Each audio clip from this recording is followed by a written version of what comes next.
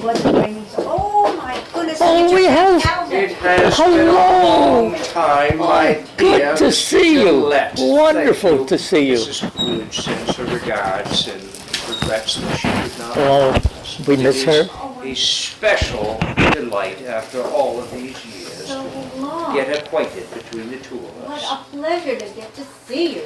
Well, I just had a little something there that wanted to express our appreciation for your hospitality. Oh, thank you so much. We will enjoy this. And it's going to get my feathers and everything here. Oh, beautiful. We have so much to catch up on. We do. It has been a long time since my last visit here, and I was hoping maybe we might have a chance to go for a little train ride if you could arrange that. Oh, but I don't know if you're prepared. I've worked on it a little bit, and it can now go up to 20 miles an hour. 20 miles, and I will have to hang on to Yes. my hat, sir. Yes, not like Albert Einstein. He didn't have a hat, and his hair went all askew like this. That explains it. Quite comical. Yes, yes. Suspicious looking character. The trains are beautiful shape, so we can't wait to have it. Oh, Yes. And it's a greatly enjoyed it, yes. It's a wonderful.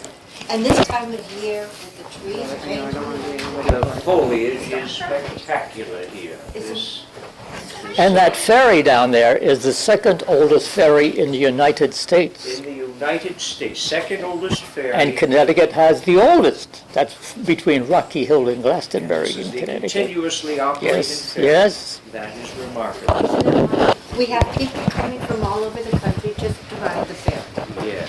and to see the view of his house. Well, it is a special place. I do not get down this way as often as I like, but as you know, we had a family wedding here in Connecticut. My son John married the daughter of Governor Trumbull. So we're very excited to have a Yes. new addition to our family. Good. Beautiful place. And he has a street now named after him. Is that so? Rumble Street, yes, in, In Hartford. What an enduring tribute. we have to have a Coolidge after him. Well, I suspect that that may happen at some point. You know, when I first came to Boston from the backwoods of Vermont as governor, I was viewed rather suspiciously by the city society folk. And they said, Governor Coolidge, are you related to the Beacon Hill Coolidges? My response was, they say no. In fact, we are all descended from immigrants. John and Mary Coolidge came over to the Massachusetts Bay Colony in 1630 from Cottingham, England. I had an opportunity to visit their graves over in Watertown, not too far from here. But indeed, we are a nation of immigrants. And I have often said that whether one traces one's Americanism back 300 years to the Mayflower or just 3 years to the steerage is not half as important as one's Americanism of today. Isn't it? No matter by what various crafts we all came here, we are all now in the same boat. Bully. You loved Theodore. In fact, Teddy Roosevelt was my husband was never really into politics.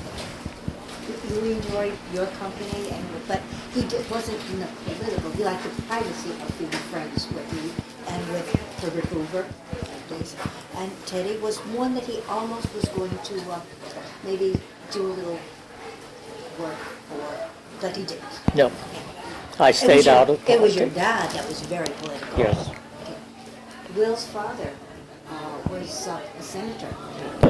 A senator, a United States senator Yes. here from Right. Connecticut. He had founded the Free Soil Society, which became the Republican Party. His name was Francis Jones. Francis. Yes, yes. And Francis had a lot of property. In fact, there were Mark Twain houses and property still all belonged to his father. quite an impressive piece of real estate. Yes. Isn't it? Yes. So he Yep, sold it off to I get sold to the people like Harriet Beecher Stowe and Samuel Charles Clemens. Dudley Warner. Yes. I'll be watching him. And another thing is, you're familiar with Central Connecticut University, we got over there. Yes. Before it was that, it was a school for teachers. And it was Will's father that started Central University. Well, that's interesting. I have a few thoughts on the subject of education, if I might refer to Yes. my notes in the pocket they have. Yes, thank you. These are just a few of my favorite phrases that had been published in various speeches. I wrote all of my own speeches. And, Just like me, I wrote my own plays. I figured if I do have one vanity, here's my writing. But education is something that's very near and dear to my heart. So the fact that you had a close association with the college here Yes. is something that I can appreciate. But I had said back to the Tremont Temple in Boston in 1918 when I was governor that the purpose of education is to teach men not what to think, but how to think. And I also believed in the great value of recognizing our teachers as unsung heroes.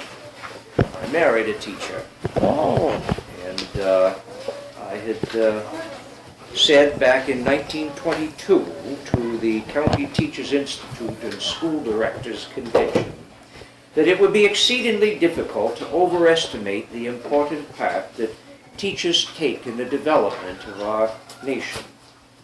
They exercise their art not on the material things which pass away, but upon the human soul. well said. Very. You two Scholar. could go hours and hours talking with Yes. you. Yes. Maybe we should open up the bar in there. Some Tokay wine might be of Oh, interest. yes. William Randolph Hearst introduced me to that particular pleasure. Yes. And you I enjoy it. I have, Tokay. I have a taste for sweets. Yes, so do I. This is my sweet. Yes, indeed. how precious. Yes, indeed. When Will was ill at Hartford Hospital, we were talking of sweets, he loved the nurses were all so kind to him. He kept sending them for the last 2 years of his life, chocolates. Chocolates. Yes. Sweets As a to thank the you, sweet. Sweets to the lovely young ladies. Well, I do hope that Mrs. Coolidge can join us on a future occasion. I had said at one point in talking to a friend of mine, Bruce Barton, that a man who has the companionship of a lovely and gracious woman enjoys the supreme blessing that life can give. And no citizen of the United States knows the truth of that statement more than I. A gentleman and a scholar. Oh, I would Yes. enjoy meeting her. Now, you were married for 20-some years? Over 25 years. Yes, indeed. We were married only 6. And at 28, I had a rupture with appendix. And in 1888, that was not good. Yes, indeed. My own mother died when I was 12 years of age. My only sibling, my sister, died when she was 16. So I do understand the Yes. tragedies that are part of the reality of this world. It's a vision. On my deathbed, he promised me he was not going to remarry. I didn't ask him that. That was something he said on his own. Yes. And bless his heart, he was 34 when I died, and he lived to be 83. And you Oh, were yeah. true to your word. I had lady friends. Yes, you did. Helen Hayes, Ethel Barrymore, but no hanky-panky, and I never remarried. You were the love of my life. Well, as you may recall, the saddest day in my life was the death of our young son, Calvin Coolidge. He was only 16 years old and had been playing tennis at the White House lawn with his brother, had developed a blister on his toe. He later had an infection and developed a fever. And in 2 weeks, though the doctors tried as they could, he was gone. When he went, the power and the glory of the presidency went with him. And nothing was the same after that. Nothing was the same after that. He was a fine young man. He had a lot of potential, and he had his mother's charm and his father's sense of humor. He was working in the tobacco fields of Northampton in 1923 when he learned of President Hardin's sudden death and the fact that I had been named the 30th President of the United States. Young Calvin was in the fields when he got the news, and a young friend of his had said to him, "Well, if my father were President of the United States, I would not be working here." Young Calvin replied, "If your father were my father, you would." Oh, great. Young man went too soon. Yes, indeed. Yes, indeed. No words can But those that we truly love do not leave us. with us forever. Stay right. Yeah, so the day that Mrs. Coolidge and I first met was in Northampton, Massachusetts. I was a young man, having graduated from Amherst College, and was working at the Field and Hammond Law Office there. And Mrs. Coolidge had studied education at the University of Vermont and had taken a position as a teacher at the Clark School for the Deaf. So one morning I had been shaving next to the light of the window in the bedroom and was in my union suit and my suspenders, and because I had a rather unruly long lock of red hair, I kept it propped up with a bowler hat. And I happened to hear the sound of giggling coming down from below, and that was when I first laid sight on Mrs. Coolidge. Evidently I was quite a comical sight that caught her attention. So I made a few inquiries and sent her my card, and that led to a relationship that lasted more than 25 years. Good for you. Any man who has the love of a gracious woman enjoys the supreme blessing of life. And no man, no citizen of the United States knows that better than I. That is important. Mrs. Coolidge certainly hopes that she might join us again on a future visit. I certainly hope so. We'll keep the door open and the light lit. And the train stoked. Yes. Love of cats. Yes. When people go to a theater, How many cats is it that you oh, have had many. over the They time? could be 17. Yeah. 17 cats. Well, and they're good mousers, and here we are in the woods. Yes, indeed. But I made it a rule, whenever I visited a new theater, I would always have some milk and some crackers or something for the cats. And I would, the first thing I wanted to do is I didn't want to see the stage manager, the house manager, I wanted to see the house cat. Yes, And then I indeed. would, And and to then I know would- that the house cat was on the job doing Yes. the day's work. and did I tell them about the cat jumping off? No. No, oh. Well, I got to a point where I became very self-confident. And I said, well, new theaters usually had a new cat. As I said, I would give it some ribbons on. But during one performance, the cat actually came on stage from off stage and sat on a chair. During the performance. Yes, and I didn't pay any attention to it. The audience was looking at this. And at one time, somebody in the audience sneezed, and it startled the cat. And the cat jumped off the stage right into the audience, and the audience was in a uproar. And I didn't care. At that point in my career, it didn't matter. In fact, it was fun. I guess that's where the term upstaging. Yes, oh yes, or off staging too. Yes. And this little gem when he was on tour, he would always be on the lookout maybe for another cat. And this one time he stopped at one of the local pet stores. And I think it was in Boston. It was Boston, Yes, yes, I it think was. so, yes. And the proprietor was showing him some of the cats, and nothing appealed to him that day. They always had to have the right personality. And so, just as he's leaving, this rickety old cat is coming up the basement staircase. And Will looks and said, that's the cat I'm purchasing. Right, so we can't have her. She's our house cat, she's our mouser, she's not for sale. Will said, needless to say, that's the cat I'm purchasing. Now you may keep her, but all of her offspring will belong to me. And they did. When she had litter, they would send them here to the house. And Will would keep some, others he would give to the right people, not just anyone. But when she was getting on in years and could no longer produce, they sent her here. So, and she had a wonderful life, a special She spot in was your sitting heart. next to me at table, Yep, little napkin around her neck, yep. and she had her own bowl. Don't touch mine, that's yours over there, this is not mine. And, Limoges dishes. Yes, yeah, oh and yes, I had everything, Limoges. Yep.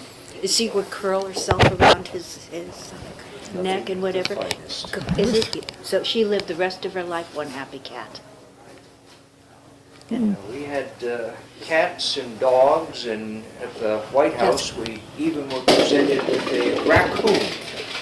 Really? Rebecca was presented from some good folks down south, intended to be the guest of honor for dinner. And we gave Rebecca a presidential pack, and she became a member of the household and traveled with Instead of us. dinner. Exactly. Marvelous.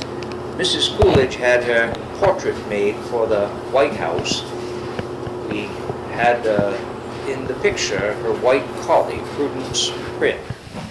And as the painter was doing the painting, you had the blue sky, the white dog, so therefore he wanted patriotically Mrs. Coolidge to be wearing a red dress.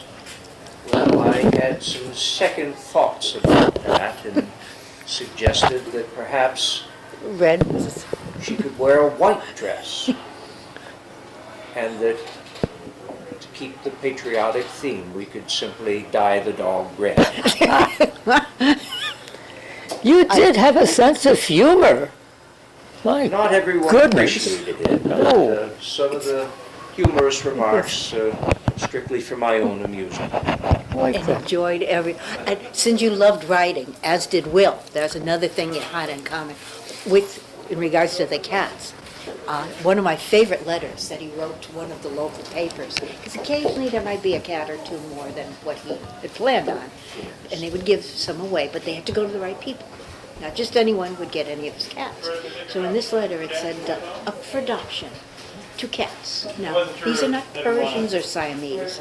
These are just 2 plain old tomcats. Now, I don't want these cats going to any stupid boobs who have absolutely no idea what a cat's wants and needs are. Therefore, I need some recommendations. Now, I would prefer that the references come from your previous cats, but if that's too difficult, I suppose I'll have to take a human. And he signed it with this WG. Yes, WG. indeed. The best references. Yes. Yes. Well, Mrs. Coolidge was a great fan of the theater, and my schedules did not always allow me to partake of that as often as I would like. But you may be interested to know that when I was called down to Washington, D.C., after the night of August 3rd, 1923, upon the sudden death of Warren Harding, had that unhappy event not taken place when I was up at my boyhood home in Plymouth Notch, Vermont, I was scheduled to go to the theater the very following day as the guest of Mrs. Marie Buress Currier, an actress who had the first outdoor theater in Peterborough, New Hampshire, which I, as vice president, was invited to attend a performance of Romeo and Juliet. So I can only imagine that the disappointed theater goers took a look at my empty seat and said, "Calvin, Calvin, wherefore art thou, Calvin?" Oh! That's lovely.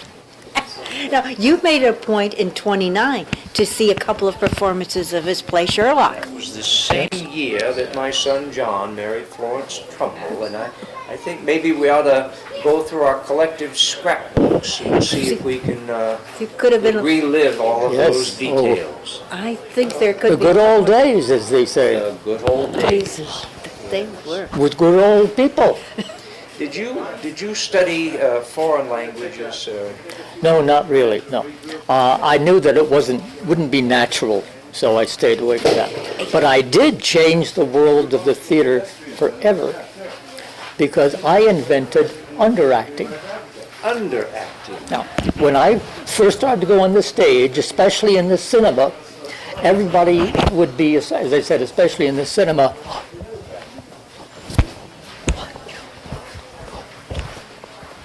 and I didn't. I would go over to a table and just brush it, very subtle. And like that. And eventually, that type of acting caught on. So today, it's rather natural. But back then, when I started, no, that was brand new. Emotions can be conveyed in ways that require few, if no words at all. That's right. A tear speaks volumes. A philosopher. Yes, marvelous. Yes. So, I had a penchant for studying languages when I was at Amherst College. I had a classical education, which included, of course, English, Latin, Greek, some French, but my favorite language was Italian. A foreign diplomat once said that silent cow could be silent in 5 different languages. oh, yeah, Where's that. Will never went to college. He never No. had a college degree. He took courses occasionally. Yes, if I was in Boston, I would maybe take a class in set design or costume, scenery, things like that. So all this knowledge eventually added up Yeah. into, You got honorary degrees after Yes. you were the. yeah, once I became famous, then those colleges would give me an honorary degree. Not when I was attending, but afterwards, when I had the money and the name. Well, any man who constructed this edifice here and the marvelous intricacies of the various inventions that you had is clearly a well-educated man. Thank you, sir. Appreciate that. It's a beautiful house. And not any engineers, all designed by him. And I understand you hold some patents, is that not correct? Yes, several. I'd like to learn more about that.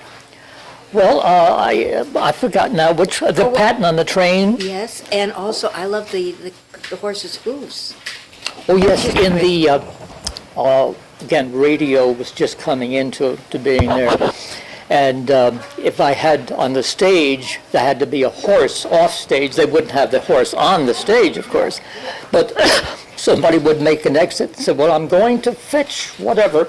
And somebody off stage would have, horse's hooves, a little like this. And I invented a machine. What was the one? Well, to have the horse's hooves clapping sound. Clapping, yeah. yeah. And that was used on the radio for. Oh, the Lone Ranger. There was a radio program named the Lone Ranger, I think. They used to- But they didn't send me money You didn't get- for my you didn't get any. copyrights and And you patents and so also on. changed the theater with the stage going Well, down. The rotating lights- stage. And the lights dimming. Yep. And so you could have a rotating stage. So you might have 3 separate scenarios up there. And I could be in the bedroom on one, and then I make an exit, and the stage and the curtains come together. The stage rotates, and here I am down in the kitchen or something. So I did change the world of theater in many ways. Rather than the crew having to strike the set Yes. and assemble another Yep, one, they you rotated simply the stage. rotated around and instantly we're in a new Yep. scene. Yep. That is ingenious, I would And he say. took no money for any of this. I mean, his patents. No. He said, I have enough money, so he just didn't.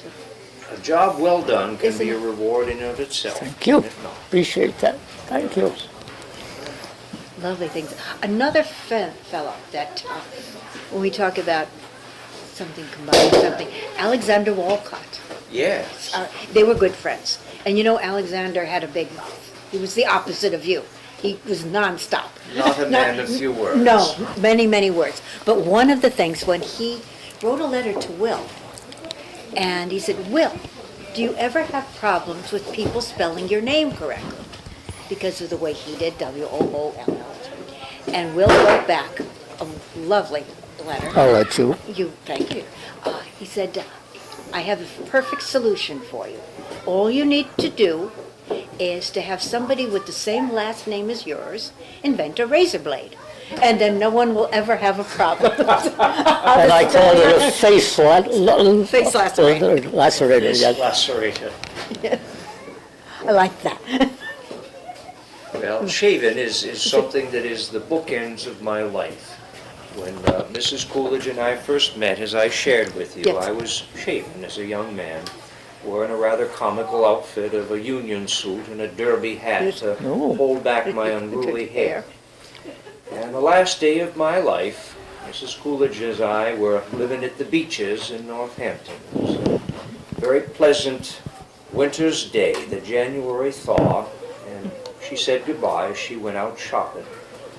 Well, I stopped by and put a couple of pieces in the jigsaw puzzle in the living room, and then went upstairs to shave. When she came back, I was gone. Quite ironic that she met me when I was shaving. And that's My how last day these was was a- spent shaving. Meant to be. Meant to it be. meant, yes. Yeah, These I things- was in Hartford Hospital, and I had pneumonia, and which is not a fun thing to have. And I did rally, and they sent me home, but I went downhill. So back to Hartford Hospital, and that was it.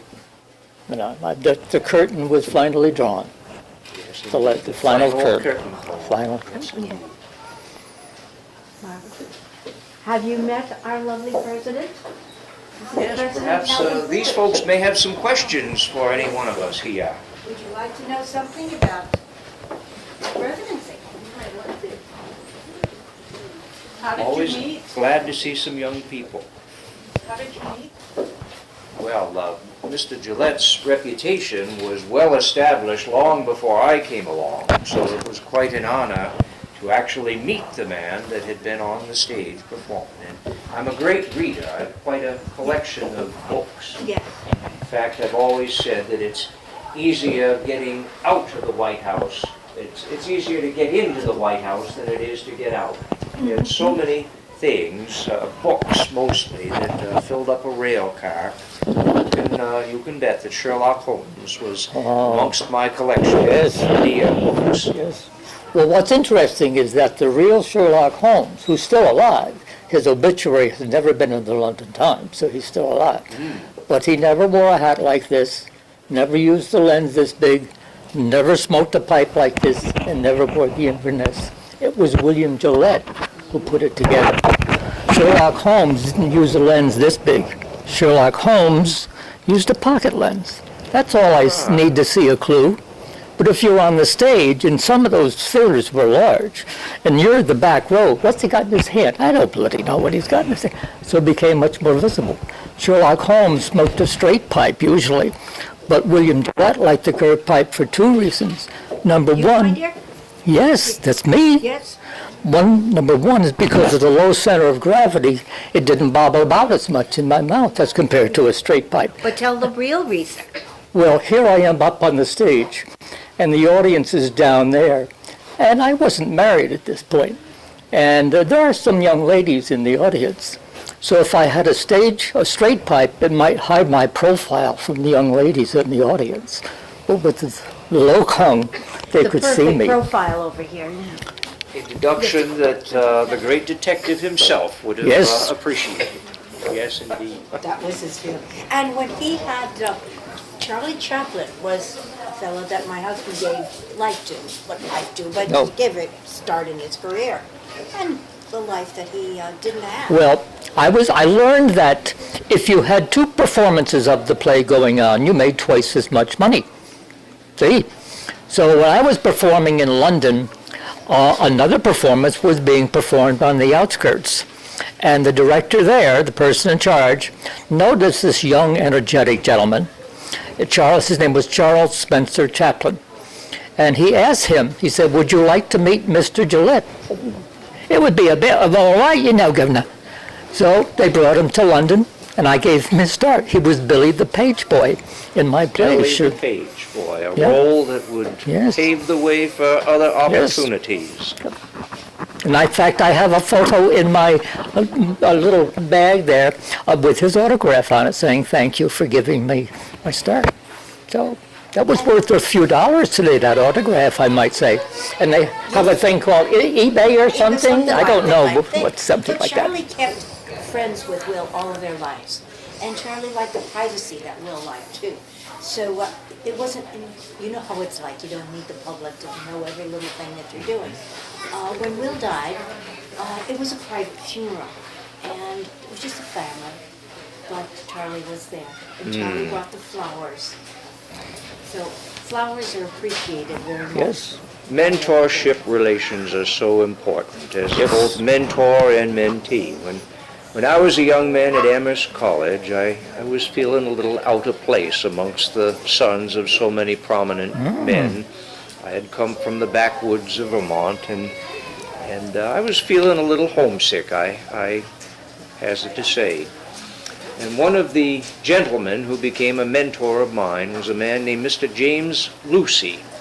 He was a cobbler in the town of Northampton, Massachusetts, and a number of the students used to enjoy going over to his shop just to swap a few stories. And on the day that I suddenly found myself being named the 30th President of the United States upon the sudden death of Warren Harding, I took a train to Washington, D.C., and that very next morning I sat in the Oval Office and I took out a piece of stationery from the White House and I wrote my very first letter as President of the United States. Was it to a prominent benefactor or head of state or politician? No. It was written to Mr. James Lucy of Northampton, Massachusetts, my friend the cobbler. And in it I wrote a message to him that said, "My dear Mr. Lucy, it is not often that I see or hear from you these days, but I do hope you are well, and I want you to know that if it was not for you, I would not be here." I told him that I hoped that he didn't work too much and that I loved him. And that was a mentorship relationship that meant the world to me. Thank you. That's Yes, marvelous. thank you for sharing that. It's a beautiful Love story. it. Well, because Sidney Paget, the original illustrator of the Sherlock Holmes stories, wore one. I know I have a photo of him. And it never mentions it in the actual Sherlock Holmes stories, but it's a deerstalker, and they did mention a fore and aft. As they said, Sherlock Holmes never wore the coat, the lens, and the pipe. So it was William Gillette who made it popular and famous, you know. Because if I took all of this off, you wouldn't know it was Sherlock Holmes. This outfit would more properly be worn in the country rather than Yes, in the city. yes. Is that correct? Yeah, but Sherlock Holmes, liking things out of the ordinary, would wear it in London, yes. And it's very function in cold weather, you know. This is nice and warm. On a windy day, I do look like that current gentleman Batman or something. So how is it that Sherlock Holmes became a man of many disguises? Well, he was a master detective.